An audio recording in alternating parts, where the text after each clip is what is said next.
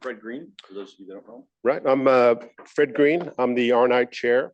With me today in the back is Dan White. He is our ERISA attorney, which basically means our benefits attorney. So if you have questions later on and he's around, you can ask him as well. And Drew Minarsek was helpful as well. He's back there. He's an old R&I person. He's now the treasurer for 22 and 24. We just helped the negotiating committee in these sections. Going through there, first one is we're going to bump up the retirement contributions. Right now it's 16%. Starting in January 24, it's going to go up to 17%. And then in January of 26, it's going to go up to 18%. Profit sharing, right? There's a new formula. On top of that formula is going to be retirement contributions. So when we get the profit sharing in probably February of next year, going to get 17% on top of that. And eventually it'll be 18%. So that's another increase for the profit sharing. In-service withdrawals in the PRAP. Today, pilots 59.5 can withdraw their own voluntary contributions, right? But nothing else, not the B and the C or the 16%. Going forward, pilots can withdraw all of their money after reaching age 59.5 in the PRAP, right? Most pilots, we don't, tell them to withdraw their money, but certain pilots want to move it maybe to Vanguard or have their advisor manage it somewhere else, or maybe they want to invest in some other items.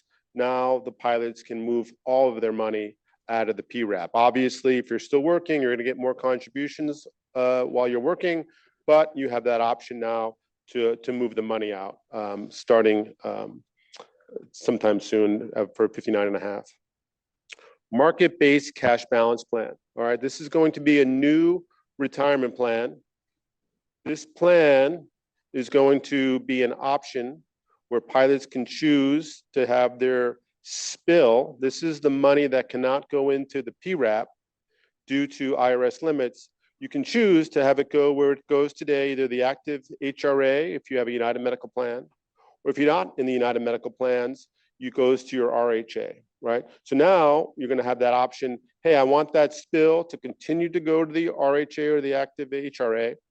Benefit of that is it's all tax-free. It goes in tax-free, grows tax-free, comes out tax-free, right?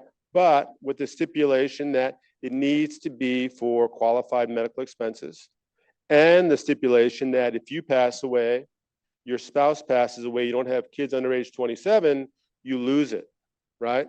So that is the problem with that active HRA or RHA. So this new plan doesn't have those stipulations. It's going to go in tax-free, grow tax-free, but then when you withdraw it, it's going to be taxable income similar to your PRAP, all right? So we're going to get that up and running.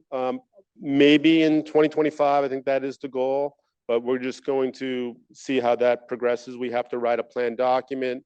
It seems like a simple plan to get off the ground, but there is a lot of actuarial work, a lot of other people that have to touch this plan. Remember, this is only going to be funded with the 17% or 18% that cannot go into the retirement plan. Possibly the vacation forfeiture as well. That can't go into the PRAP, right? Told you we're going to have that optionality that you'll choose which one you're going to go to. We think that's going to be an annual election. So every year, probably in the, maybe during annual enrollment or sometime around that period, you are going to choose, hey, if I have spill the next year, where is that going to go? PRAP, excuse me, cash balance plan, or to the RHA, right? This is going to be in a single trust.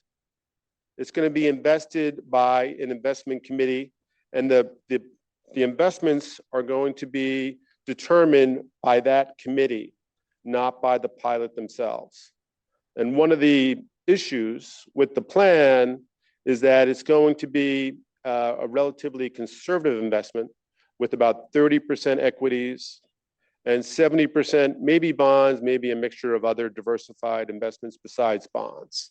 So when you talk to your pilots, I think you should mention that if they have questions about it, And that's just the fact. That's where it's going to be invested. It can move a little bit, like in the contract, it says 20 to 40%, but that might be an issue for some pilots. I think I've never met a pilot who wants to be conservative in their investments, no matter how old they are.